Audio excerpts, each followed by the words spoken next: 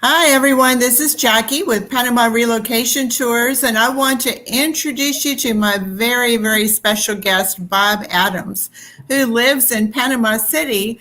And I remember reading on your Facebook that you just recently celebrated 17 years here in Panama. Is that right, Bob? That's right. Yeah. Late February, 17 years. Time flies when you're having fun, that's for sure. Well, and when you're getting old, too, I think. It seems to go a little bit faster. Every year it goes a little bit faster. Except last year. Yeah. So, yeah, exactly. 2020 kind of drug along. So, I know a lot about your background, but, and I wrote a little bit about it when I was advertising this live stream. But if you could tell everybody just a little bit about your background, and then it'll help them understand where you're coming from about this talk. Okay, fine and dandy. Well, I started 54 years ago when I got on a plane in Hawaii following 10 weeks of training and went off to be a Peace Corps volunteer in the Philippines, never dreaming that this would be a complete change of my life. And I came back from that 2 years later thinking I'd go right on with life as it was before, only to discover I had changed, and dramatically so. And since the beginning of a career, I went off to Africa after that. I've been all over the world. I've worked for UN agencies, for the foreign aid programs, for humanitarian agencies, and for corporations. For something like 45 countries. I've given up counting a long time ago. But I'm primarily concerned with economic, social, political development. When I say political, I mean in the sense of policies for developing countries, we used to call them. Way back, we used to call them the third world. Now they're emerging markets and they're frontier markets and all that. And I genuinely love these people. I always did. And I said to myself years ago, I said, obviously, I'm going to live outside the United States when I get older because it's just a lot more interesting. The weather's better and it's cheaper. So I knew that all along. And so when I decided back to look around, I already had been all around a lot of different countries. And I came to Panama and I thought, wow, I really, really like this. And what I'd read about it had convinced me that it was a serious country, and it is. And for the first time, I put it the way I put it is that after decades of trying to help people in countries getting up and moving forward, how to deal in the world that the Europeans and North Americans and everybody else had created. I hope to be able to find a country that had successfully made that transition. And I was clearly in one when I arrived 17 years ago. And since then, even more so. So I've just been very, very pleased I could now settle down, so to speak, right here in one nation and watch them take off. And it's a great pleasure of my life. So I've been doing it for a long time, and I've done it from the bottom of my heart because I really do love the work I do. And I'm just very pleased to be doing it here. Well, to be living here. Right. One of the things about Panama, and I'm sure you experienced it as well, about Panamanians is they are so patriotic and they're looking forward to the future of Panama. Even during the pandemic, they were like, oh yeah, when the pandemic's over, this is going to happen and that's going to happen. But instead of worrying about the future, Panamanians seem to be optimistic about their future. Have you experienced that also?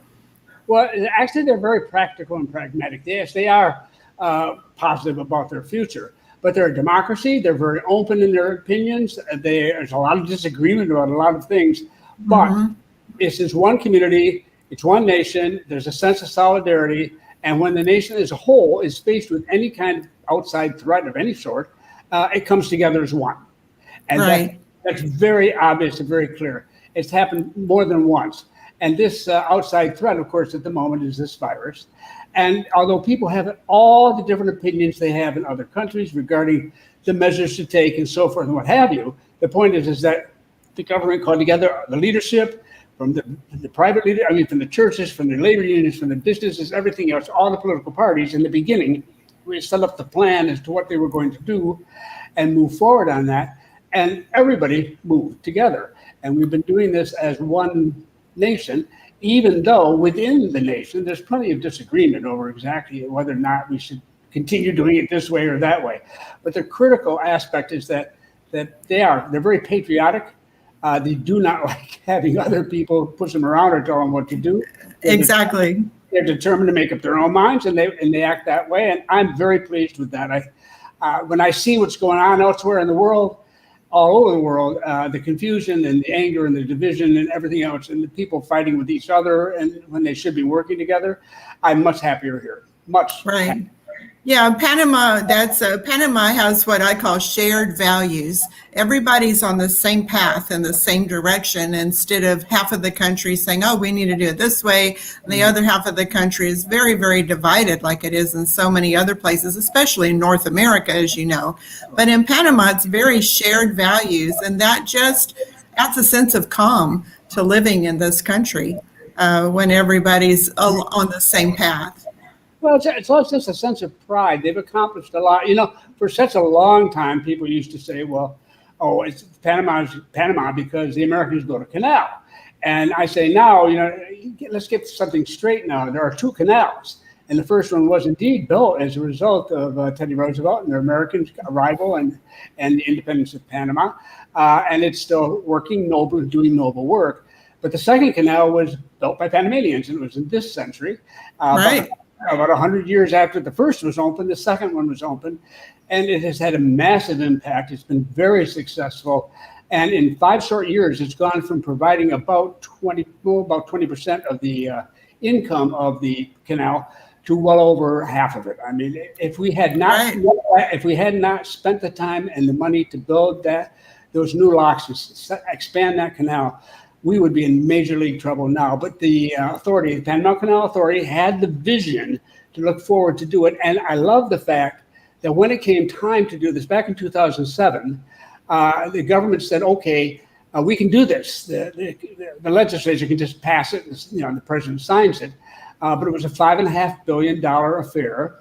And he said, everybody in this country needs to take part in this, because it's going to be your debt, it's going to be your canal, it's ours, and we need to be in it together. So it was put up for a referendum, and it was very free and open, and everybody had their say, but it was 80% approval. I mean, there was no question. But the important thing was that people now feel it's their canal. I mean, they own it, and so they're extremely proud of that, and it's been a massive success. And the doubters are all very quiet now. Right. Yeah. Panama traditionally, they don't like debt. They've had to go into some debt because of the building the canal. And that was part of the referendum. Is it okay for us to go into debt to build this canal?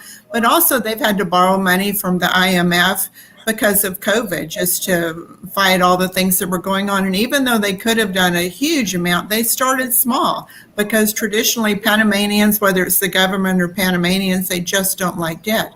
So imagine a country where they ask the people, is it okay if we go into debt to build this canal? Any place else they would have just done it. But in Panama, they wanted Panamanians to feel a sense of pride and ownership, like you said, in the new canal locks. And people had to believe in Panama. They had to believe that traffic was increasing. These big ships were going to be more and more important. They had to look ahead into the future, and that's what they did.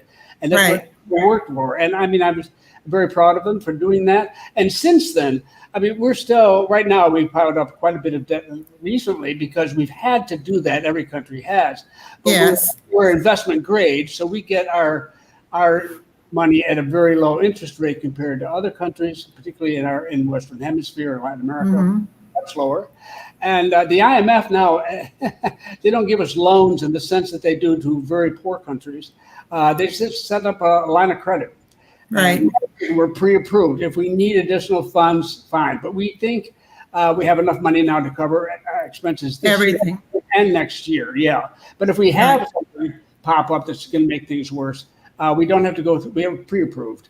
We don't want to do that. Nobody wants to do that, and we've already been told we don't want to do that for fear of losing that investment grade status. So we're doing what we need to do. So far, I'm pleased with it, the way it's working out. And let's see what can I say? It's been going for a year now, and we haven't had any trouble. I mean, there's no rioting in the streets and stuff like that. There's been some little protests, but nothing like you've seen in other countries. And the protests mostly had to do with the weekend quarantines that they had in Panama City for a while. People love their parties, and they didn't want to be denied their ability to go out and party on the weekends. So I think they just moved it to Wednesday night instead, and they went ahead and did their parties. Well, So we made a big fuss about that, but actually, it was maybe a couple, 400 people. We have 2 million in the metropolitan area. I mean, exactly. It was tiny, yeah. So for people that don't know, Panama, the official currency in Panama is the Balboa, but for over 100 years, they've been using the U.S. dollar as their currency, and it's pegged 1-to-1 to the U.S. dollar. So when you see a price tag and it says $5.50 with a big B written right next to it, that means Balboa, but it's $5.50 in the United States. Now, there's no printing press here. They don't print money. Panama is a market-driven society where if they don't sell any products or sell any services, like going through the Panama Canal, then they don't make any money. So they have multiple streams of income, and that's one of the things that really puts Panama way ahead of the pack on other Latin American countries. So now that Panama is starting to recover a bit, I'm getting this interference. Now that they're starting to recover a bit from COVID, and they're creating, they're doing the third line of the subway, and they're creating another bridge, the fourth bridge over the Panama Canal, and other infrastructure projects to just create jobs to help boost this economy. So what do you see as the future of Panama coming out of this COVID, or now that it's slowing down a bit? Well, we have a challenge. As I say, we have a macro economy and a micro economy. The macro economy is doing extremely well. I mean, the canal zone's income for the last year did not go down. Everybody expected it to go down. It didn't. The international trade that was passed through our canal, which is that specific area of trade, remained very, very strong. So at that area, and we had one of the world's largest copper mines, which is now just ramping up, and it's moved along. It's making a larger and larger contribution to the economy.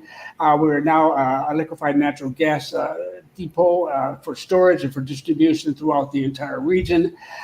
So we have all that going, and of course we have the canal with the world's second largest free trade zone. Only Hong Kong is bigger, and then on and on. And then in addition, we now have the expanded Tocumen Airport. And we're becoming the air hub of the entire area. This is all prior to a pandemic. And so that's now ready to roll. We don't have enough people coming in because of the pandemic. But the point is that we had nearly 90 different destinations that we covered with direct flights from Panama City outside of Panama. And now we should be back there very soon. And that's more than any other city in Latin America. Mexico City had about 50.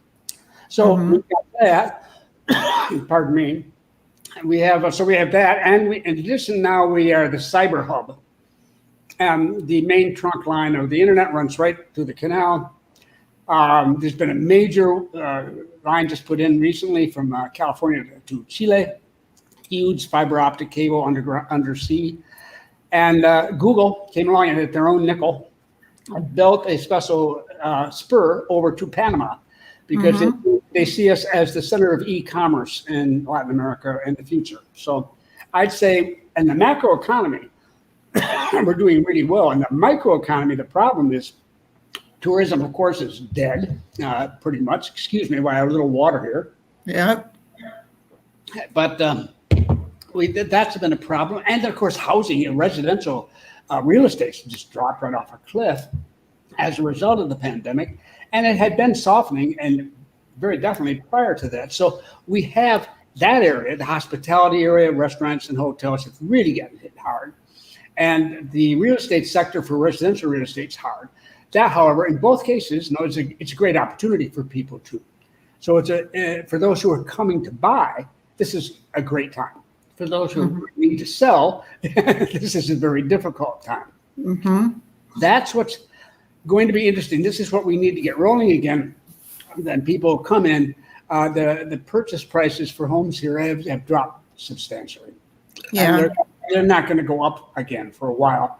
And likewise for rentals, they have dropped substantially.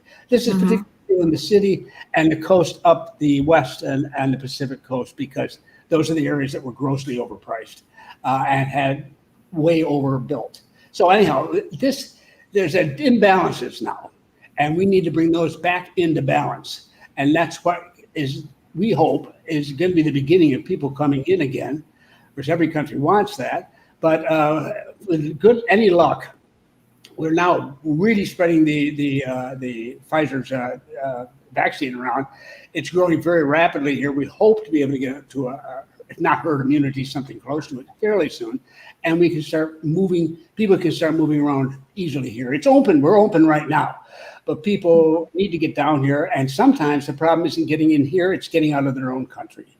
Right. So we have to wait for other countries to get their thing together too. Especially for Canadians. And speaking of the vaccine, Panama bought a lot of the Pfizer vaccine, and their phase 1, sorry about this interference on here, their phase 1 was to get all the healthcare workers vaccinated. And then phase 2, which they just started a couple of days ago, is anybody over the age of 60 that wants to be vaccinated, they can be vaccinated. Also, people that have chronic diseases, they can be vaccinated. Well, I'm gonna. You go ahead and talk. I'm gonna switch to a different microphone. I'll be right back. Okay, not a problem. Yeah, we do have that, and I just got my notification today in an email. We all sign up on the internet, and if you don't have an internet connection here, then you can just go in and you can sign up in a number of different locations. And you have an identification card. Everybody has one, and they have your age and everything else and how to get hold of you. And in my case, I'm 75 years old, so I was clearly over 60. I didn't have any underlying conditions that put me at risk, but because my age was so advanced, I was moved up into the first group of the over 60s. Those were just in the 60 to 65 level, becoming a little bit lower down. I'm hearing a lot of feedback. Does it sound okay to you? Sorry, Jackie, Yeah, me too.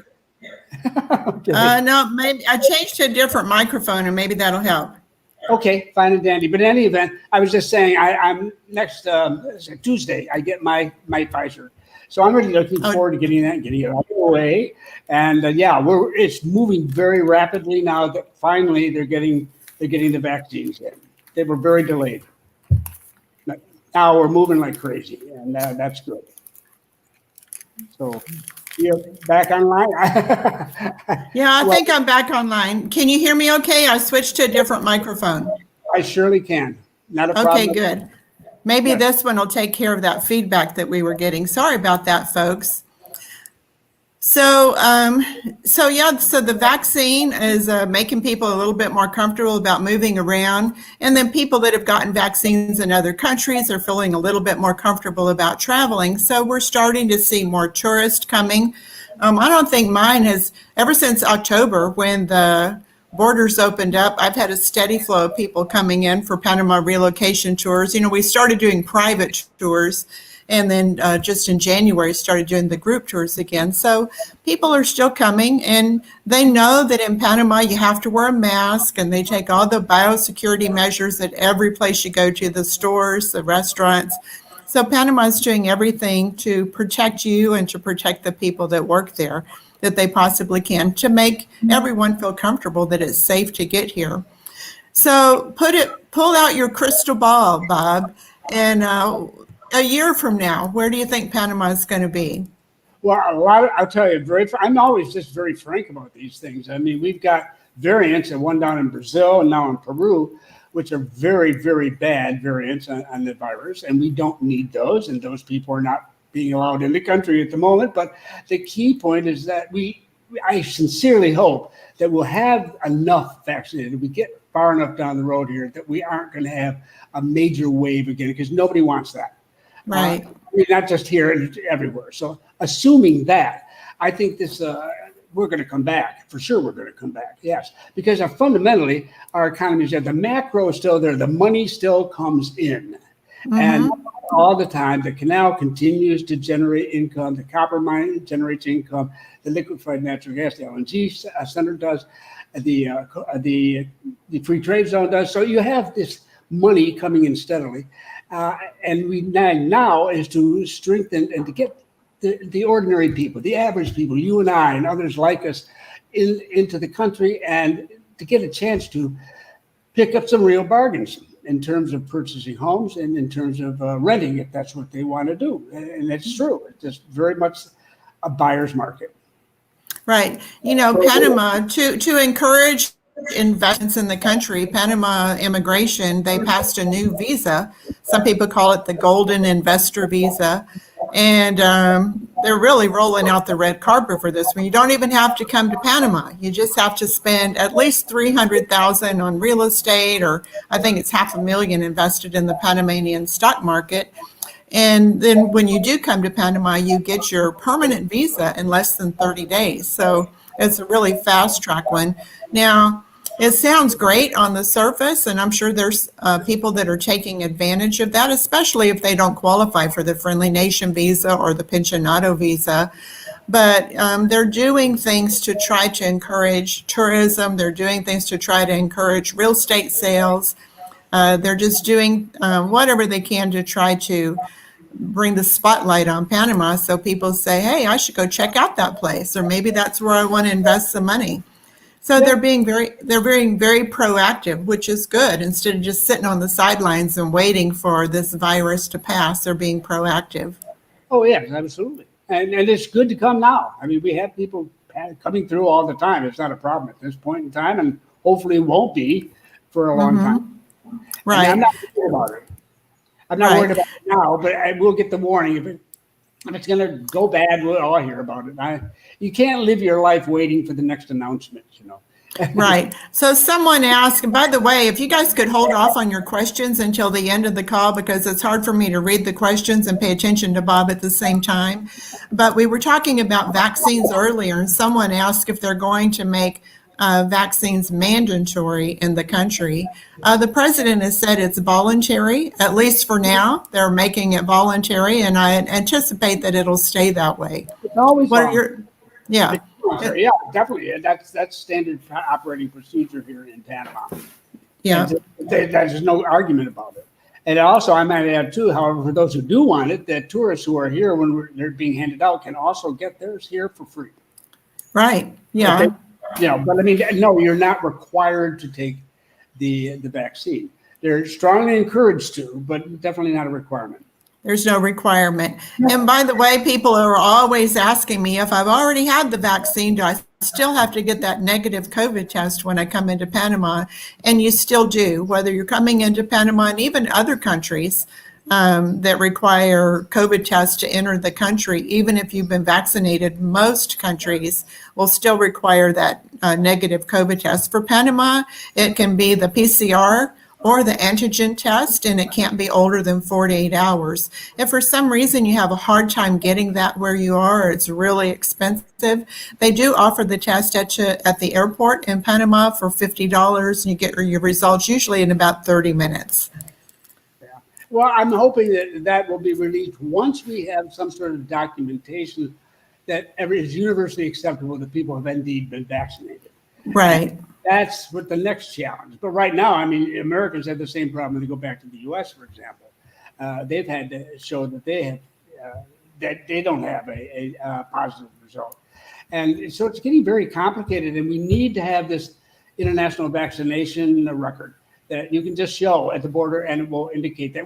I carried one for years. This is standard operating procedure in the old days. In those days, it was for yellow fever, for dengue, and for above all, smallpox. And you carried it with it whenever you traveled overseas. Yeah, I remember in the 1960s, even when I went to Germany, I remember I had to have my vaccination record with me in addition to my passport. That's right. That's right. It was a yellow booklet. I remember it well. I carried it all over the world. Right. Like that is going to be a big help. So Bob, you'd mentioned that I know, especially in Panama City and just west of Panama City, where the prices were so high and there was a lot of inventory. Yeah, I mean, prices even before COVID, it seems like that the prices. We lost Bob for a minute. with COVID, the prices have come down substantially. Yeah, I was also losing you there for a second or two, so sorry for the confusion. For rents, prices have come down and actual prices have come down. I know one person that they had a rental that they were renting out for 14.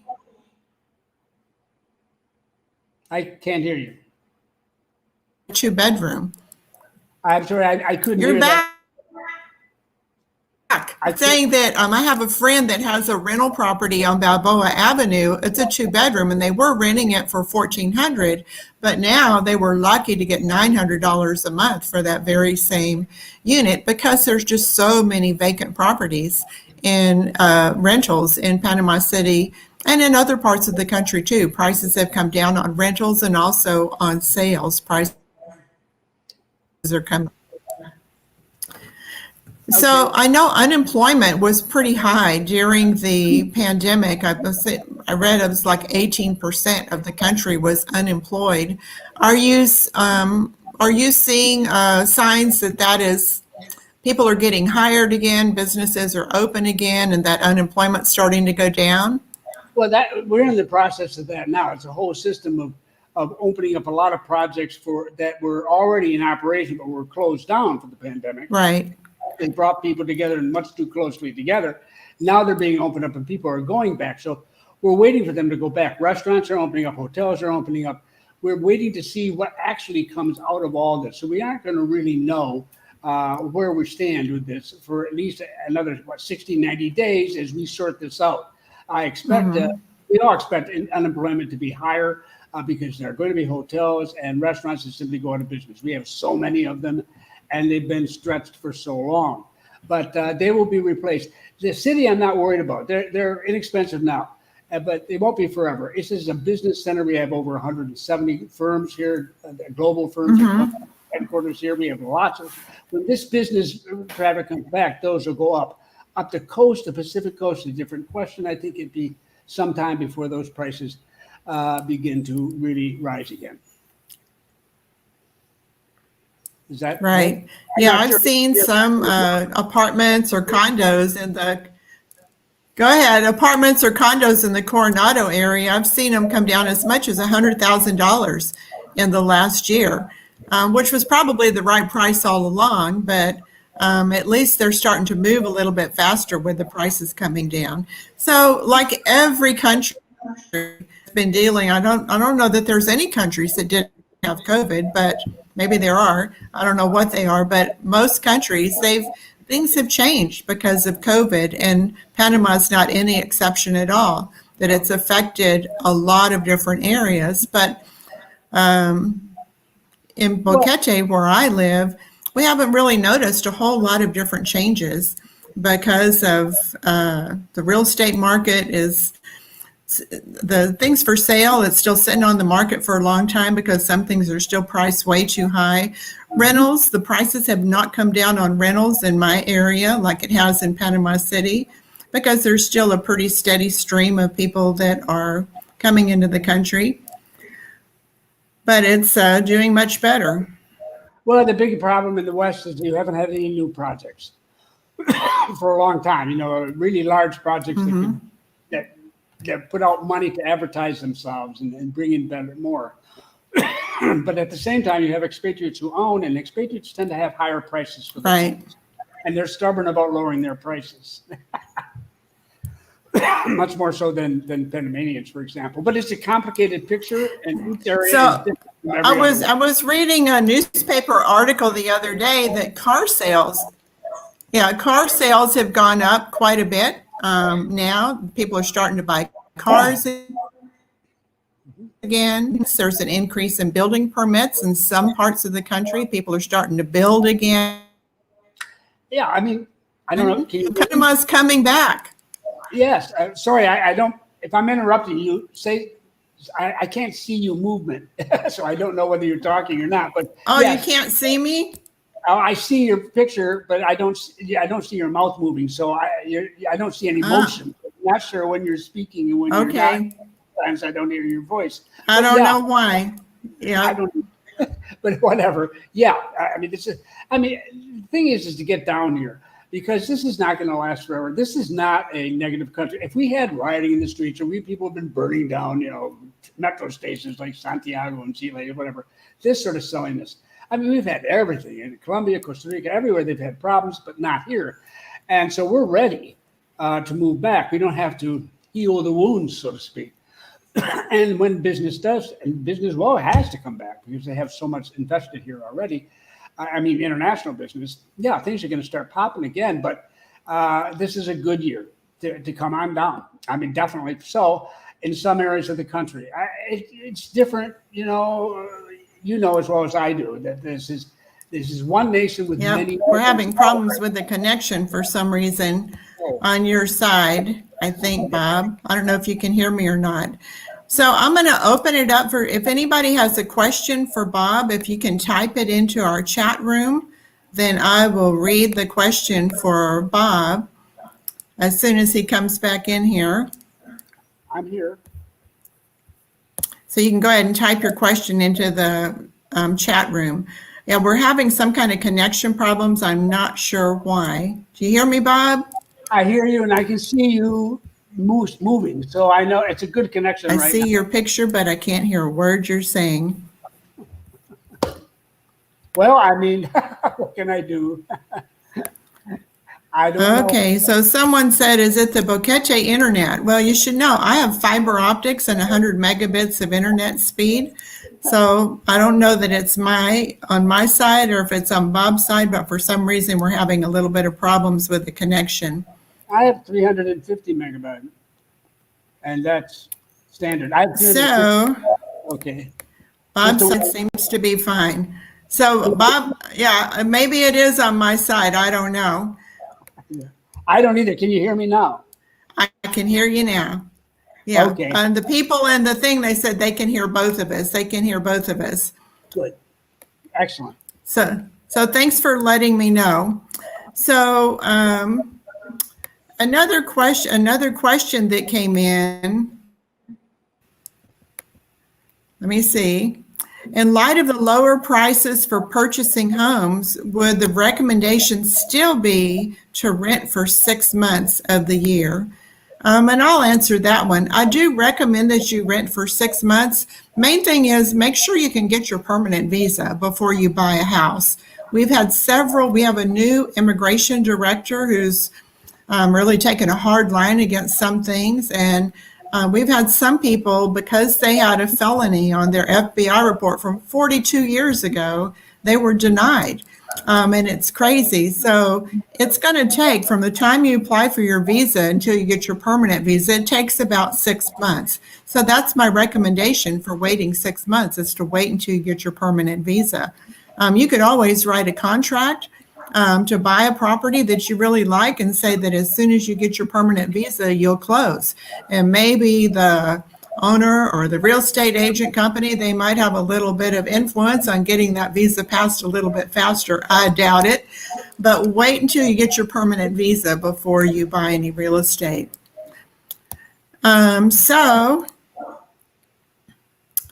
So someone asked, is racism a problem in Panama?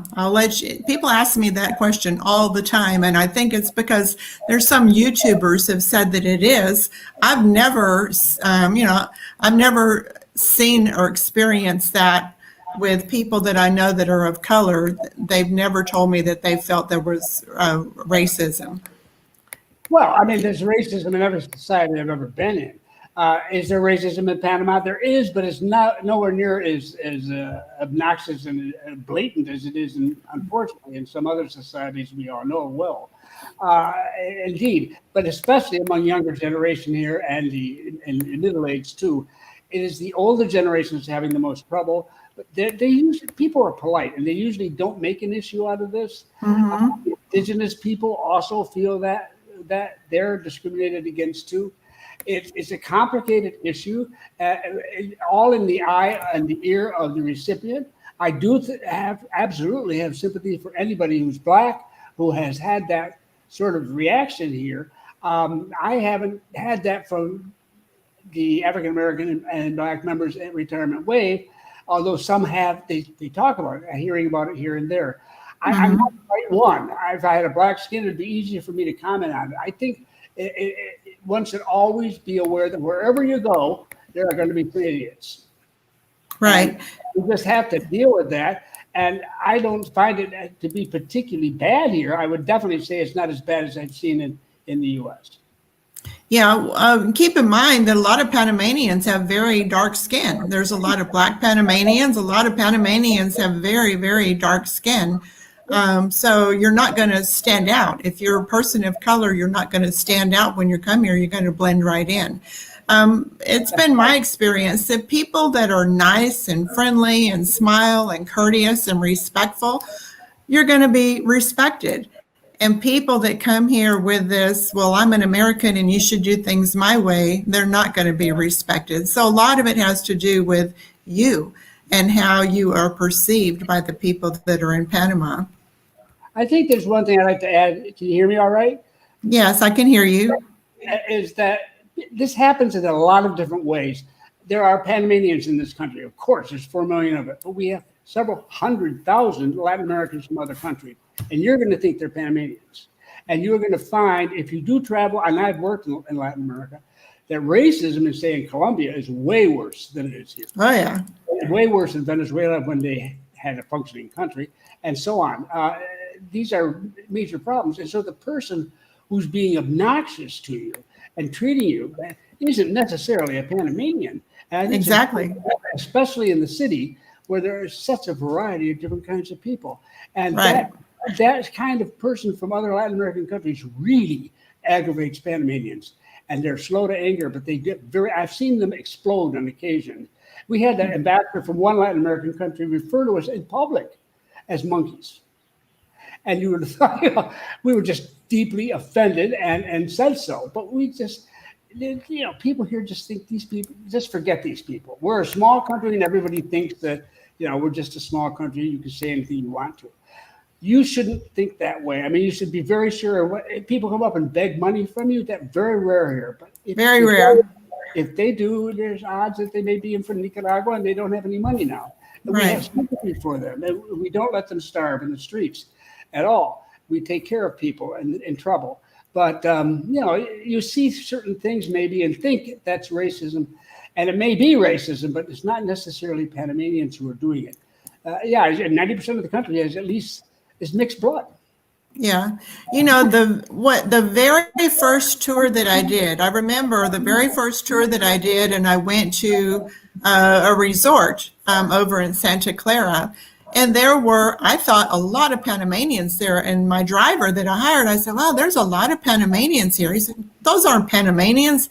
These people are Colombians and those are Venezuelans. I said, they look like Panamanians to me. How do you know? He said, can't you hear their accent?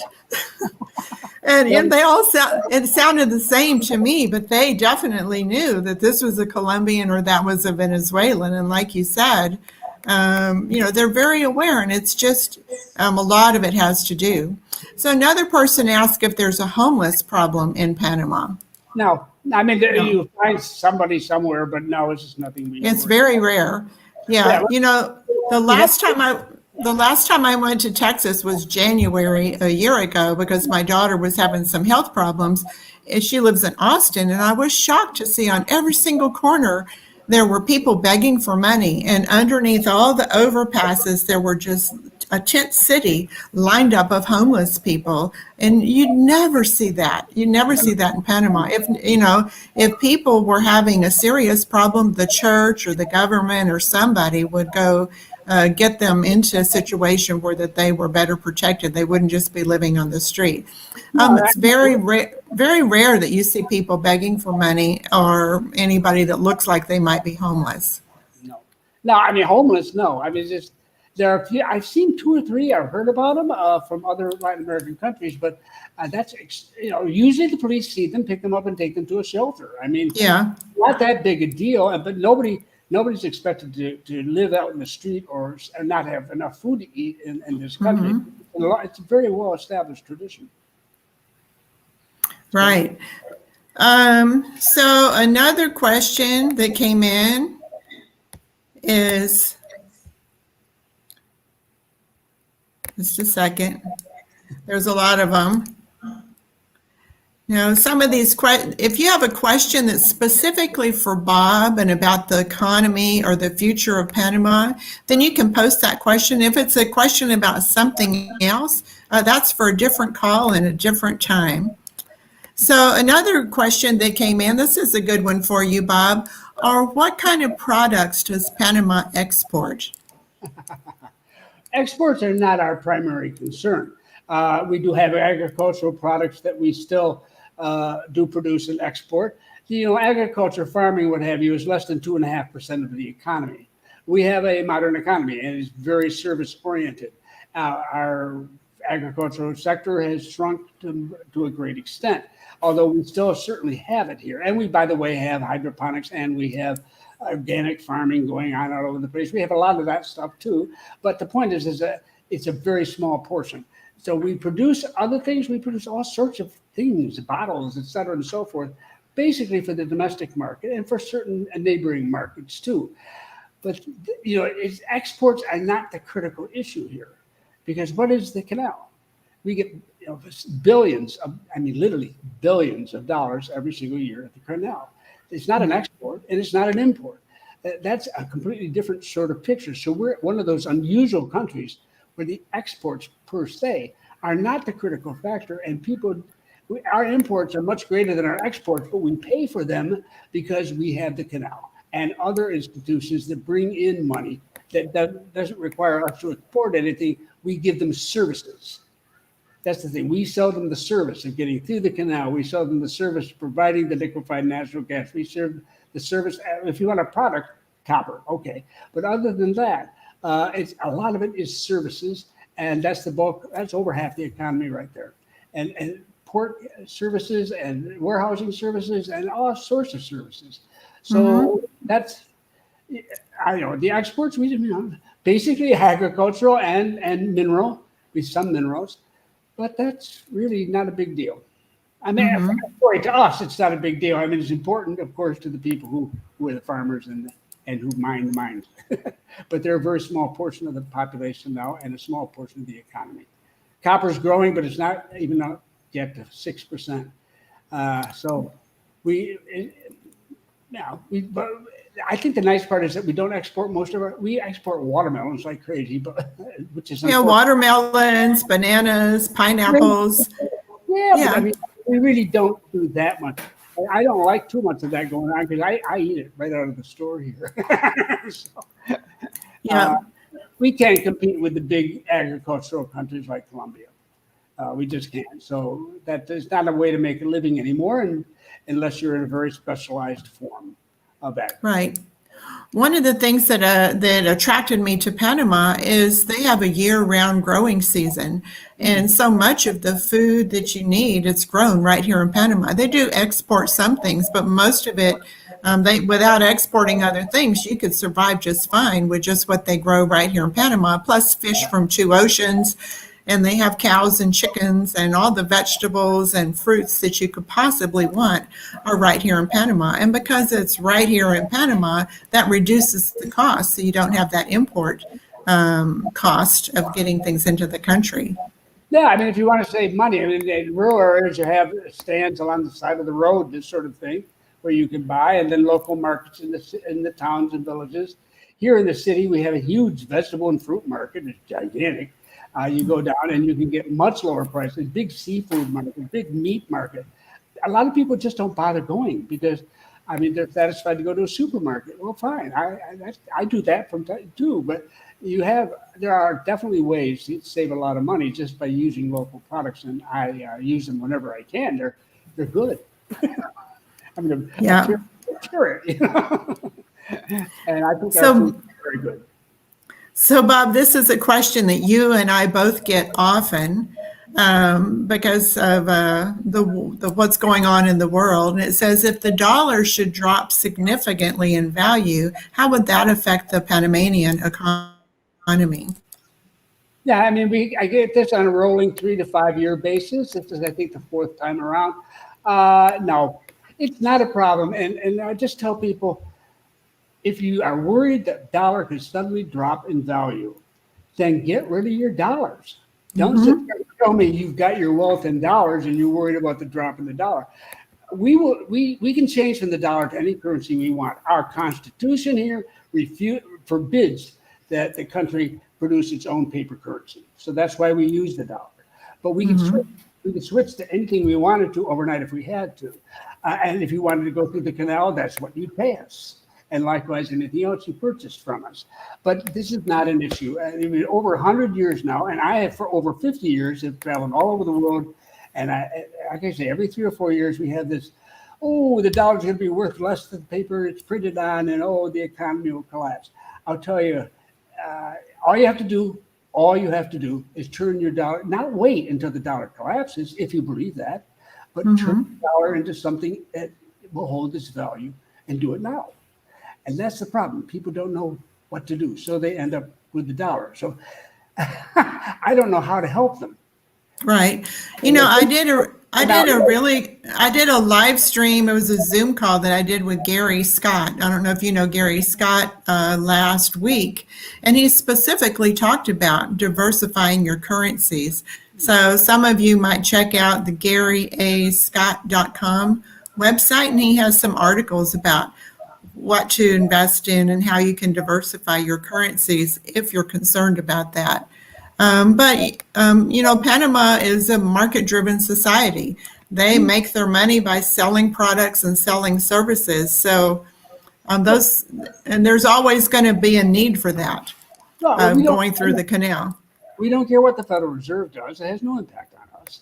And if the dollar changes its value dramatically, the dollar is very strong now. It has been for several years. It's really, we have some of the best financial minds here. We're one of the largest financial sectors in all of Latin America, and they're very much aware of all this. So we follow all this stuff, and no one's going to sneak up on us with it. And we just don't have any problem. Right at the moment, the dollar is very strong.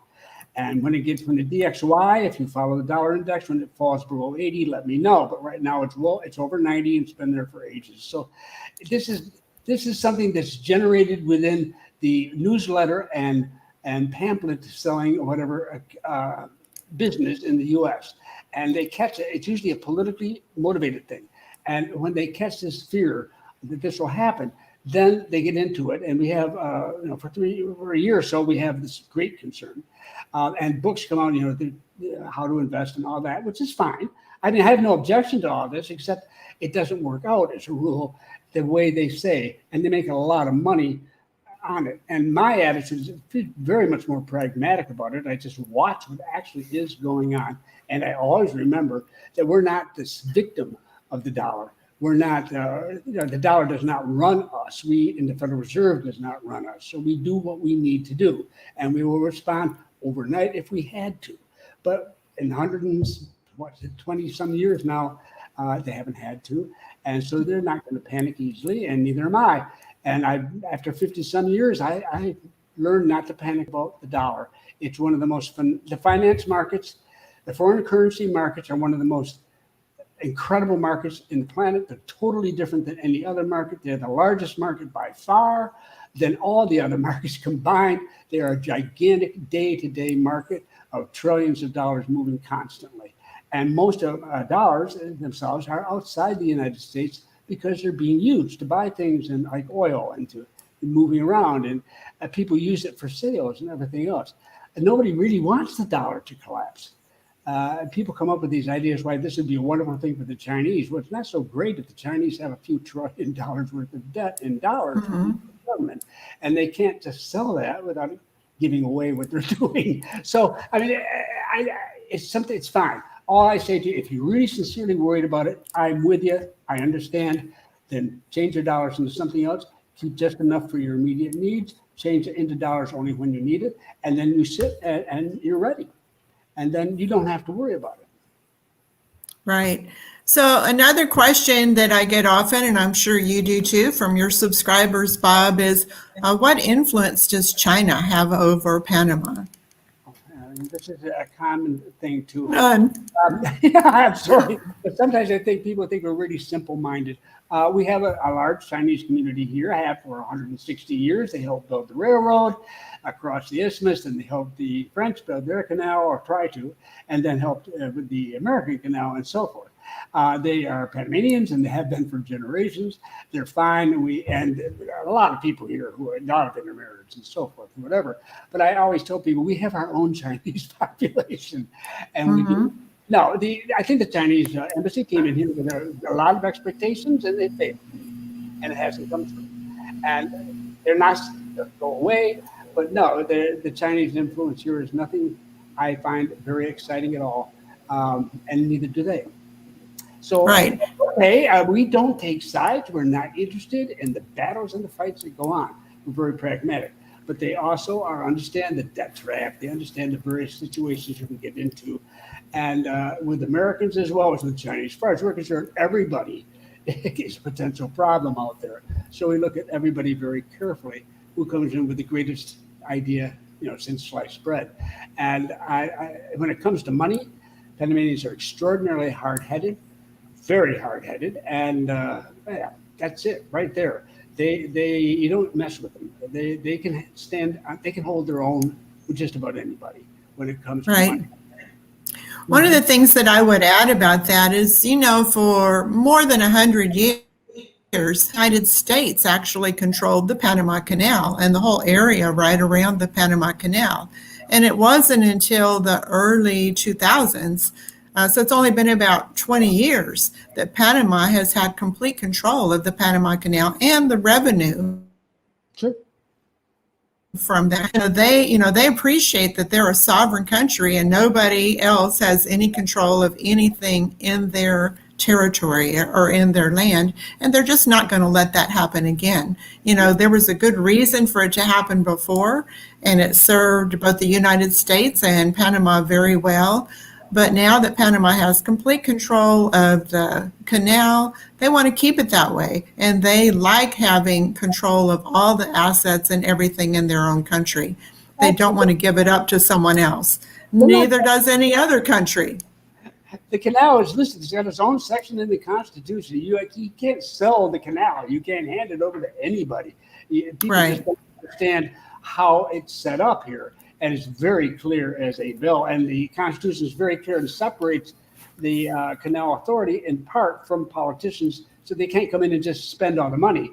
They have to negotiate a budget every year. The canal is a very special institution. We're extremely proud of it, and nobody controls that canal other than the Panama Canal Authority, which is part of Panama, and will remain that way forever. Exactly. So, I get that question all the time.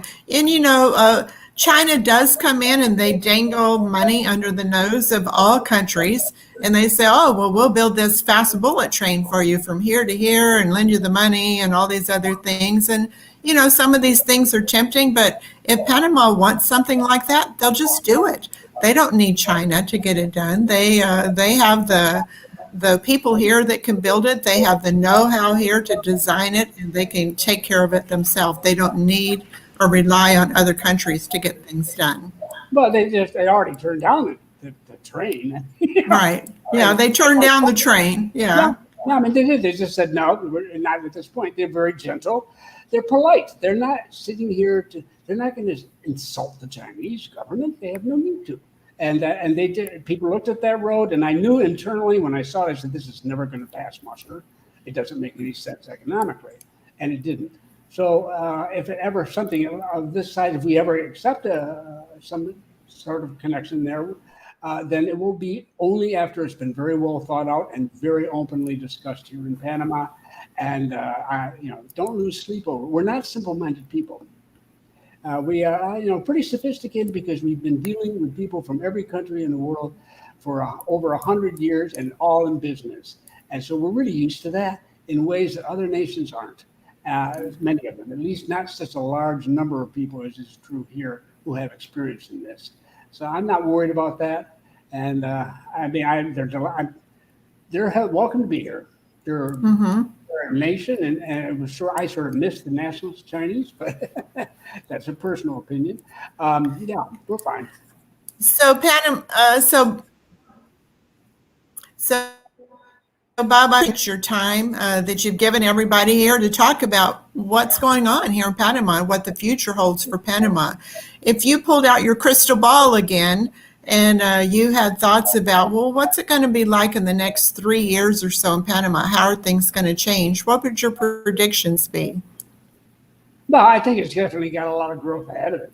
I mean, we've got such a huge infrastructure. If you're not aware of that, then you're not able to analyze it properly. And all our infrastructure is light years ahead of everybody else in the region, and our location is ideal. So, not a problem. We're going to be here for a long time to come, and I think the country's growth is going to be very dramatic. And I think I've been lost here. I don't know if anybody can hear me or not. Jackie's disappeared. I'll wait a little bit longer and see if she comes back on. If you can hear me out there, it's been a pleasure. Connection problems on this particular call, but hopefully the replay comes out real good. And even if you can't see our face, you can hear what we were talking about. Someone said they lost me, but now I'm back. So Bob, you talking. So Bob, thank you again so much for spending an hour with us and talking about Panama. Our favorite topic for both of us is Panama. So I really appreciate it. By the way, Bob has a fantastic website. It's called retirementwave.com. And he has a lot of really good articles and reports that he writes once in a while. And I would encourage you to check out his website, retirementwave.com, and subscribe. Doesn't cost anything to get articles and information. And then he also has a YouTube channel, and you're a star on YouTube. You put out information all the time on YouTube. So check out Bob Adams on YouTube, and he has a lot of great videos about all things Panama right there. And I don't sell anything, and I don't accept any advertising. So there's none of your money's going to be involved with it. Yes. Free. Just really good information. And you're the go-to guy for good information about Panama. Thanks again, Bob. And thank you for everybody. That we had 511 people on the call. Wow. So thank you so much for everybody that was on the live stream. And thank you again, Bob. I hope everybody has a really great weekend. Well, I thank everybody for their patience. And thank you, Jackie. It's always a pleasure to talk to you and to see you. I'm glad you're doing well. Good to talk to you. Thanks, Bob. Bye now. Bye-bye.